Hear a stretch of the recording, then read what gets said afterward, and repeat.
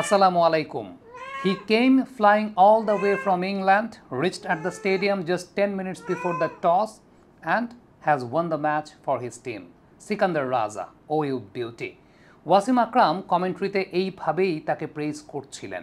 সিকান্দার রাজা 10 মিনিট আগে মাঠে প্রবেশ করেছেন, অর্থাৎ ইংল্যান্ড থেকে তিনি জিম্বাবুয়ের পক্ষে যে টেস্ট ম্যাচটা খেলেছেন সেই টেস্ট ম্যাচটা 3 দিনে শেষ হয়ে গেছে এবং সেই 3 দিনে শেষ হওয়াটা লাহোর কালান্দার্সের জন্য একটা লাকি চার্ম ছিল, যে কারণে সিকান্দার রাজা পরবর্তী সময় আসলেন, দেখলেন, জয় করলেন এবং সিকান্দারের মতোই তিনি এই ম্যাচটা রাজার মতোই রাজার বেশে জয়লাভ করে নিয়েছেন।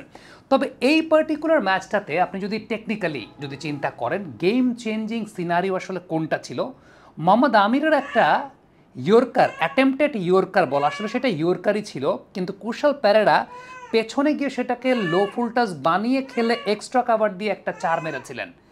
ইট was the turning point of the match, it was the game changing scenario of the match. কারণটা হচ্ছে Mohammad Amir frequently, it was a brilliant execution by Mohammad Amir. তিনি যেভাবে ইয়র্কারগুলো এক্সিকিউট করছিলেন it was too good, but Kusal Perera he was one step ahead. কোন জায়গাটাতে তার ইয়র্কারগুলোকে ফুল টাচ বানানোর জন্য he was rooting back using the depth of the crease, পুরো ক্রিজের ডেপথটাকে ব্যবহার করে 22 গজের পিচটাকে 24 গজ বানিয়ে তারপর তিনি খেলেছেন। ওই যে শটটা, ওই পার্টিকুলার শটটাই আসলে সব কিছুকে এলোমেলো করে দিয়েছে। প্রথমত যে বিষয়টা সেটা হচ্ছে যে একটা পরিকল্পনার জায়গা, যে ইয়র্কারকে আপনি কিভাবে ফেস করবেন, how to face the yorker, যেটা ইয়াং বা ট্যালেন্টেড ক্রিকেটার আছেন যারা ওই লেভেলে ক্রিকেট খেলবেন তাদের জন্য একটা অত্যন্ত বড় শিক্ষণীয় জায়গা। সেটা হচ্ছে যে যখন আপনি দেখছেন যে আপনার অপোনেন্ট আপনাকে বারবার ইয়র্কার ট্রাই করছে, সেই সময়টাতে আপনি কি করবেন, কিভাবে আপনি ইয়র্কারের এগেইনস্টে ব্যাটিং করবেন, ওই যে ক্রিজের ডেপথটাকে বড় করবেন যাতে বোলার সে সময়টায় তার ইয়র্কারটা ফুল টাস হয়ে যায়। এবং ওই যে ইয়র্কারটা ফুল টাস হলো, এরপর যে বিষয়টা ঘটেছে সেটা হচ্ছে মোহাম্মদ আমির ইয়র্কার প্রপারলি করতে পারেন নাই। লাস্ট বলটা যেটা তিনি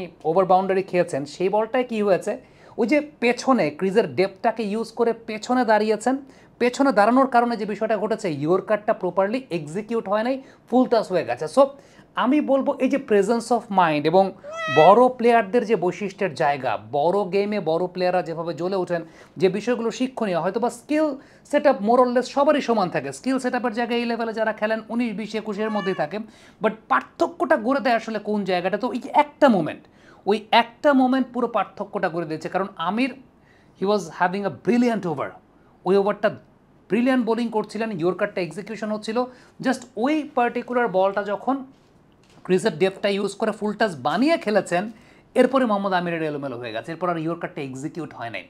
দেন আপনি যদি চিন্তা করেন সিকান্দার রাজা যখন ব্যাটিং করেছেন তার পরের ওভারটা, সিকান্দার রাজাও কিন্তু ক্রিজটার ডেপথ ইউজ করে তারপর তিনি ব্যাটিং করেছেন, অর্থাৎ ইয়র্কার করছেন বোলার, বাট ফাহিম আশরাফ সবগুলো বল ইয়র্কারই ট্রাই করেছেন, বাট ইয়র্কার প্রপারলি হচ্ছিল না। এই কারণটা হচ্ছে ক্রিজের ডেপথটা ব্যবহার করে ব্যাটসম্যান ব্যাটিং করছিলেন। সো এটা বোলারের জন্য এক ধরনের প্রেশার থাকে, বোলারের জন্য এক ধরনের pressure.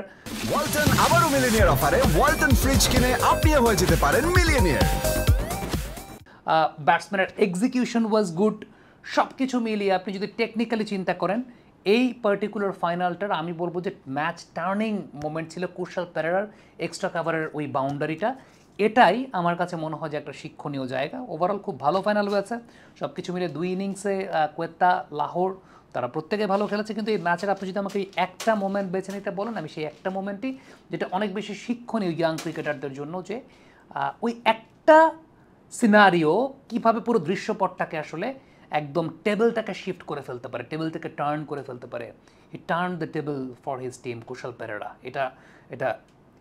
It was an exhibition of experience, class এবং presence of mind, to be very honest.